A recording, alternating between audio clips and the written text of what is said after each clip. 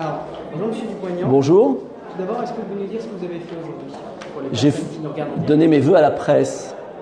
J'espère que nous aurons en 2019 une presse indépendante des intérêts oligarchiques, 100% indépendant. une presse libre. Voilà. Et je voulais vous poser une question. Pendant votre discours, vous avez dit les sondages, j'y crois pas.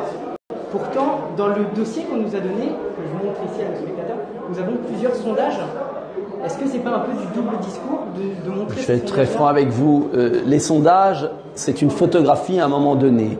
On m'a tellement donné de mauvais sondages, et j'ai toujours fait le double ou le triple des sondages, que j'ai voulu justement montrer qu'à la présidentielle, on me mettait à 2%, quand j'étais déjà à 4 ou 5. Aujourd'hui, on nous met à 8, ce qui veut dire qu'on va peut-être finir à 16 ou 17. Ce que je veux dire par là, c'est que je supplie les Français d'arrêter d'écouter les sondages, parce que les sondages, sinon, ont une vocation d'auto-prophétique. Et j'aimerais que les Français ne votent pas en fonction des sondages, mais en fonction de ce qu'ils croient, et en fonction des projets des uns et des autres. Alors, qu'avez-vous à dire à ces patrons de PME, TPE, donc pas des personnes du CAC 40, qui font parfois du 50 heures par semaine et qui disent qu'ils sont obligés de licencier à cause du mouvement des Gilets jaunes? Je comprends leur angoisse et leur colère, mais je leur dis que les Gilets jaunes, justement, se battent pour un changement de politique. Et c'est pourquoi j'avais demandé des manifestations pacifiques, tranquilles. Je pense que d'ailleurs on devrait les faire le dimanche. Ça permettrait aux commerçants de travailler. Et puis je propose de vraies mesures de baisse de charges très fortes sur les PME pour produire français. Et il y a urgence à non seulement mieux partager la richesse, mais la créer. Et voilà pourquoi je fais des propositions pour créer de la richesse en France. Car c'est en augmentant le gâteau qu'on pourra mieux le répartir. Les deux vont de pair. Et nous sommes les rares en France, Debout la France, à proposer un vrai plan de produire français pour relocaliser 1 million d'emplois. Et vous avez dit Macron est dangereux. Les mots ont un sens, monsieur? Oui, dangereux. Oui, dangereux pour le pays. Oui, il est très dangereux parce qu'il se nourrit de la violence, il l'attise, il divise les Français. Et pour moi, c'est pas du tout le rôle d'un président de la République. Il n'a pas compris le sens de sa fonction. Et on ne peut pas jouer avec le peuple comme ça. D'ailleurs, ça aboutit à des enchaînements de violences terribles. Ça m'attriste. Et j'ai une autre idée de la France et de la fonction présidentielle. Pensez-vous, comme M. Carreau qui a rejoint le RN, de LR en passant RN, que le RPR d'hier, c'est le RN d'aujourd'hui? Bon, je me méfie de ce genre de... Je pense que c'est plutôt Debout la France, le RPR d'hier. Voilà, maintenant, moi, je suis très heureux que les gens soient libres et mettent leurs convictions en accord, parcours politique en accord avec leurs convictions. Moi, vous savez, j'ai quitté l'UMP au moment où Sarkozy gagnait. À l'époque, toutes ces personnalités restaient bien au chaud auprès de Sarkozy parce qu'ils pensaient qu'il avait gagné. Moi, je savais qu'il n'allait pas faire la politique pour laquelle il avait été élu et j'ai pris mes responsabilités. Et à Debout la France, nous avons des gens sincères qui sont là depuis le début et d'autres qui arrivent. Et je suis convaincu que nous allons pouvoir faire du bon boulot à Strasbourg avec notre liste. Et deux dernières questions. Est-ce que vous avez été déçu ou qu'est-ce que vous avez ressenti quand Thierry Mariani et M. Carreau ont rejoint plutôt le RN plutôt que Debout la France? Est-ce que c'est une déception? Non, c'est pas. Oui, c'est une petite déception, mais c'est pas l'affaire du siècle. Et puis il y a tellement de gens qui nous rejoignent que, vous savez, il y a une phrase en amour, on dit un perdu, 10 de retrouver. C'est un peu ça. Je veux dire que c'est leur choix. Je suis très respectueux des êtres. C'est leur choix, ils ont plus d'affinités, dont acte. Et puis il y a tellement de personnalités. Plutôt des raisons électorales? J'ai pas envie de médire. Voilà. Ça ne m'intéresse pas, les Français sont juges. En revanche, je vais vous dire une chose. Je crois qu'avec la crise des Gilets jaunes, le monde politique, en tout cas, non, en fait, il ne comprend pas mieux, mais en tout cas, moi, je comprends mieux. Les Français ne s'intéressent pas de savoir s'il y a monsieur X ou madame Y sur une liste. Les Français veulent savoir si les membres de notre liste, comprennent leurs préoccupations, les vivent, et ont eu toute leur vie politique ou sociale ou associative un comportement en accord. Et donc, pour moi, il est beaucoup plus important d'avoir une liste Debout la France qui soit en profond accord avec ce qu'attendent nos compatriotes, une liste de gens intègres, cohérents, sincères, plutôt que de faire du mercato de joueurs de football qui, de toute façon, n'apportera pas grand-chose. Voilà, le fond de ma pensée, c'est ça. Et j'ai évolué là-dessus, je vais être franc avec vous. Mais justement, deux observations par rapport à ça. Vous dites, c'est pas la personne qui est sur la liste qui compte. Si, c'est pas ça que j'ai dit. Je dis que les Français attendent un transfert. On n'est pas là pour s'arracher des gens. entre le Front National et les LR debout la France. C'est pas ça l'enjeu. L'enjeu, c'est d'avoir des listes de gens sincères et intègres qui redonnent de l'éclat à la vie politique, qui, une fois à Strasbourg, porteront de vraies idées solides. Voilà. Justement, par rapport à ça, ce que vous dites aux personnes intègres et tout ça, il y a plusieurs personnes dans mon cercle personnel qui ont voté pour vous au premier tour et qui ont été choquées, qui se sont senties trahies quand vous avez rejoint Marine Le Pen. Je sais qu'on vous pose beaucoup cette question-là, mais à ces personnes-là qui se sont senties trahies, qu'est-ce que vous avez alors? Mais je leur dis qu'ils s'aperçoivent aujourd'hui que je n'ai pas changé, que c'était un choix de second tour parce que je ne voulais pas de Macron. Et je pense avoir eu raison parce qu'on voit les dégâts de Macron.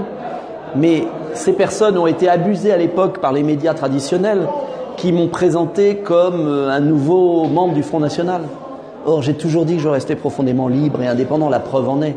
C'est que sur ce scrutin à un tour, je défends des idées qui sont les miennes sur l'Europe, avec des personnalités qui, je crois, seront meilleures à Strasbourg que celles des autres partis. Voilà pour être clair. Donc, d'ailleurs, beaucoup de gens qui m'avaient quitté me reviennent parce qu'ils voient qu'on n'a pas changé. Mais en revanche, je ne regrette en rien ce que j'ai fait au second tour de la présidentielle parce qu'on le voit aujourd'hui, les dégâts d'Emmanuel Macron sont considérables. Et justement, ces ralliements, etc., dont vous parlez, deux questions. Depuis, vous avez lancé votre campagne électorale. Est-ce que vous avez observé une hausse significative du nombre d'adhérents? Oui, énormément. Plusieurs milliers d'adhérents. Je ne peux pas vous dire combien, j'ai plus en mémoire, mais c'est impressionnant. Et notamment en fin d'année 2018, le nombre d'adhérents. Et alors, je vais vous dire, ce qui est surprenant, on parle tout le temps de mes rapports avec Marine Le Pen, etc. Et bien, la plupart des adhérents viennent des Républicains ou de gens qui n'avaient pas d'engagement politique. Et moi, ce qui me réjouit, c'est qu'à Debout la France, en fait, c'est des Français qui n'avaient pas d'engagement politique qui viennent, ce qui prouve qu'ils reconnaissent en nous une petite différence. Voilà, nous sommes différents. Nous avons une vision différente, un comportement différent des partis politiques. Là, j'y tiens beaucoup parce que c'est notre force. Et justement, vous aviez promis, je vais poser la question, des ralliements qui vont bouleverser la vie. Eh bien, ils vont venir. Mais est-ce que vous avez, sans dire les noms, est-ce que vous avez déjà des personnes... Oui, j'ai de bons... Oui, mais... Est-ce que vous avez des cadres du Front National, du Rassemblement National? Vous verrez. Ah, le moment venu. Vous avez bien commencé. Et vous verrez. Et il y a le temps encore. Et puis laissez venir. Ça et puis, vite. oui, mais je ne suis pas dans un mercato. Moi, je veux des gens qui viennent chez nous sincères, cohérents. Mais on peut être dans un mercato sincère. Oui, tout à fait. Mais je vais dire, je ne vais pas précipiter les événements. Je vais pas, si vous voulez, je suis pas là pour arracher quelqu'un. C'est pas un trophée de chasse. Je mets pas au mur des têtes de personnalités politiques. J'en ai rien à faire. Je veux créer un rassemblement de patriotes et de républicains sincères. Et je pense que la qualité vaut la quantité. Et justement, en parlant de mercato, on va parler de télévision, de médias. Vous parlez beaucoup des médias oligarchiques, etc. Quelle émission vous aimez regarder le plus?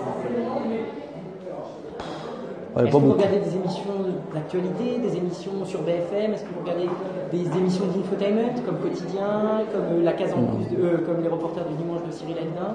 Qu'est-ce que vous en pensez ça? Non, je ne vais pas juger, mais je vais vous dire, je regarde de moins en moins la télévision. Vous regardez plus Internet? Oui. Qu'est-ce que vous regardez? Est-ce que vous avez des choses que vous regardez? Non, mais j'aime beaucoup, oui, un peu de tout. Non, j'aime bien zapper, regarder comme tous les Français. Et puis je lis beaucoup et je vais vous dire, lire des livres. Tiens, je suis en train de lire le livre de Zemmour, Destin français, qui est remarquable. Un bouquin remarquable.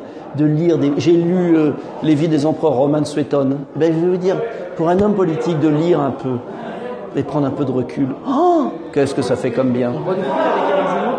Oui, son livre sur l'histoire de France est remarquable. Je vous invite à le lire. Alors, attendez, juste si vous pouvez juste regarder la caméra qui est là. Bonjour. Et dire, retrouvez-nous sur 6 TV. Comment vous dites? 6 TV, c'est le nom du média. Alors, retrouvez-nous sur 6 TV. Voilà. Parfait, merci beaucoup, c'est du Allez, bon courage à vous. Merci. Allez, bon courage à vous. Au revoir. Super. Merci. Allez, on commence. Bon, bah, voilà, c'était ce direct live avec Nicolas Dupont-Aignan qui a duré 9-10 minutes environ.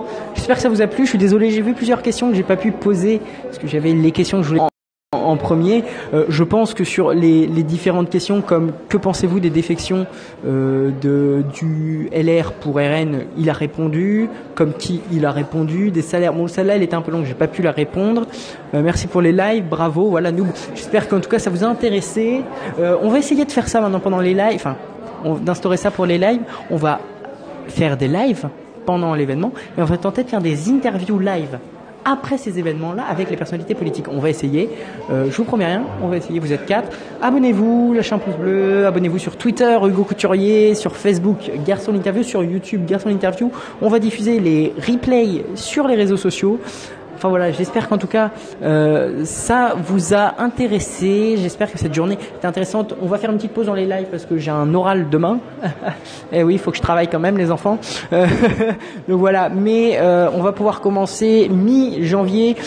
Prochain rendez-vous sur le 17, oui, le 17 janvier. Avec les vœux du Parti Socialiste. Après on se retrouvera vers la fin décembre pour les vœux de l'UDI. Voilà, j'espère qu'en tout cas ça vous a intéressé. Qu'est-ce que je peux vous dire d'autre? Hop, attendez. On va faire une petite pause devant le drapeau français. Attendez, on est dans l'image, on est des journalistes en même temps. Hein. Voilà, on va se mettre là. Voilà. Merci d'avoir suivi ces vœux à la presse de Nicolas Poignan sur l'interview. L'UDI, oui, c'est fin décembre, pas fin décembre, fin janvier. Je vous retiendrai au courant pour les dates sur les réseaux sociaux. Merci de nous avoir suivis en tout cas. À ciao.